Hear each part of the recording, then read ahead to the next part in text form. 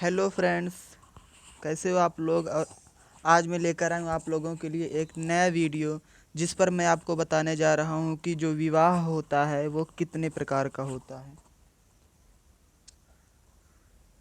वैसे तो हिंदू धर्म में बहुत सारे विवाह होते हैं, पर विवाह भी कई प्रकार के होते हैं। ये चीज़ें यूट्यूब पर आप लोगों को शायद ही कोई बताए, सो मैंने सोचा कि क्यों ना इस पर भी एक वीडियो बनाया जाए आप लोगों के लिए। तो चलिए देखते हैं। सो देखिए फ्रेंड्स, जो प्राचीन भारतीय संस्कृति में विवाह के प्रकार थे वो 8 प्रकार के थे। 8 प्रकार के विवाह हुआ करते थे। पहला जो विवाह हुआ करता था वो उसको ब्रह्म विवाह के नाम से जाना जाता था, और जो दूसरा हुआ करता था उसे देव विवाह के नाम से जाना जाता था। हमारा जो तीसरा विवाह होता था वो आश्रय विवाह के नाम से जाना जाता था। चौथा विवाह प्रजापत्य विवाह के नाम से जाना जाता था। असुर विवाह, फिर उसके बाद गंधर्व विवाह, राक्षस विवाह और पिशाच विवाह। ये 8 प्रकार के विवाह प्राचीन काल में हुआ करते थे। इसमें से जो शुरू के 4 विवाह थे, ये विवाह शुभ माने जाते थे। ये 4 विवाह जो हैं ये सभी शुभ माने जाते थे हिंदू धर्म की नज़र में। और ये जो 4 विवाह होते थे ये विवाह अशुभ माने जाते थे। ये जो विवाह होते थे ये विवाह जो है अशुभ माने जाते थे। तो आइए, अब आप लोग भी चाहते होंगे कि ये जो 8 विवाह हैं इनको हम पूरी तरह से अच्छी तरह से एक्सप्लेन करें, अच्छी तरह से आप लोगों को समझाएं। तो चलिए बताते हैं आप लोगों को। सो देखिए फ्रेंड्स, हमारा जो पहला विवाह प्राचीन काल में हमारी भारतीय संस्कृति में जो होता था, उसे जैसा कि हमने बताया था आप लोगों से कि ब्रह्म विवाह के नाम से वो जाना जाता था। तो देखिए ब्रह्म विवाह होता क्या है, इसमें कैसे विवाह होता था, तो सुनिए। दोनों पक्षों की सहमति से, मतलब वर और वधू दोनों पक्षों की सहमति से समान वर्ग के सुयोग वर से कन्या की इच्छा अनुसार विवाह निश्चित कर देना ब्रह्म विवाह कहलाता है। ठीक। तो इसमें क्या बताया गया है कि ब्रह्म विवाह उस विवाह को कहा जाता था जिसमें दोनों वर वधु पक्षों की सहमति हो, कन्या की भी सहमति हो और जो वर हो वो सुयोग्य हो। ऐसे विवाह को ब्रह्म विवाह कहा जाता था। इस विवाह में वैदिक रीति और नियम का पालन किया जाता था। जो ब्रह्म विवाह होता था हमारा, इस विवाह में वैदिक और नीति का पालन किया जाता था, और यही सबसे उत्तम विवाह भी माना जाता था, इसलिए इसे नंबर 1 पर रखा गया है। अब देखिए जो दूसरा विवाह आता है, दूसरा विवाह होता है देव विवाह।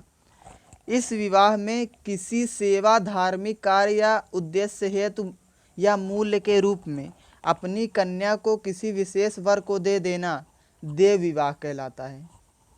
समझ में आया। इसमें मतलब जैसे कि इस फिगर से पता चल रहा है आप लोगों को कि जैसे कोई कन्या है, कोई माता पिता है किसी ऋषि की सेवा में, किसी ऋषि मुनि की सेवा में या किसी धार्मिक कल्याण है तो अपनी कन्या का कन्यादान कर देते थे किसी की सेवा के लिए, तो उसे देव विवाह के नाम से जाना जाता था। लेकिन यह विवाह जो होता था इसमें कन्या की इच्छा की अनदेखी नहीं की जा सकती। यह मध्यम विवाह, इसमें भी कन्या की इच्छा थोड़ी बहुत देखी जाती थी। यह जो विवाह है यह एक उत्तम कोटि का विवाह तो नहीं है, लेकिन मध्यम कोटि का विवाह है। अब इसके बाद जो तीसरा विवाह हमारा आता है वो होता है आर्ष विवाह। इस विवाह में देखिए क्या होता है। इस विवाह में कन्या पक्ष वालों को कन्या का मूल्य देकर सामान्यतः गौदान करके कन्या से विवाह कर लेना आर्ष विवाह कहलाता है। यह भी मध्यम विवाह है। इसमें जो दहेज वगैरह दिया जाता था उसकी बात कही गई है कि आर्ष विवाह में कन्या के साथ दहेज वगैरह लिया जाता था, उस बात को कही गई है। तो इस प्रकार का जो विवाह होता था उसे आर्ष विवाह कहा जाता था। अब इसके बाद जो चौथा विवाह है वो है प्रजापत्य विवाह। इसमें कन्या की सहमति के बिना माता पिता द्वारा उसका विवाह अभिजात वर्ग, धनवान और प्रतिष्ठित के वर से कर देना प्रजापत्य विवाह कहलाता था। वैसे ही हमारा जो प्राचीन काल में विवाह होते थे उसमें ना कन्या की सहमति ना वर की सहमति, केवल माता पिता आते जाते थे, एक दूसरे से तय करके शादी कर देते थे। तो इस प्रकार के विवाह को प्रजापत्य विवाह कहा जाता है। तो ये जो हमारे 4 विवाह हो गए, ये चारों विवाह शुभ थे।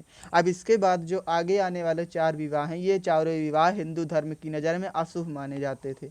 तो चलिए देखिए, अगला विवाह जो है वो है गंधर्व विवाह। गंधर्व विवाह में कैसे होता था कि परिवार वालों की सहमति के बिना परिवार वालों की सहमति के बिना वर और कन्या का बिना किसी रीति रिवाज के आपस में विवाह कर लेना गंधर्व विवाह कहलाता है।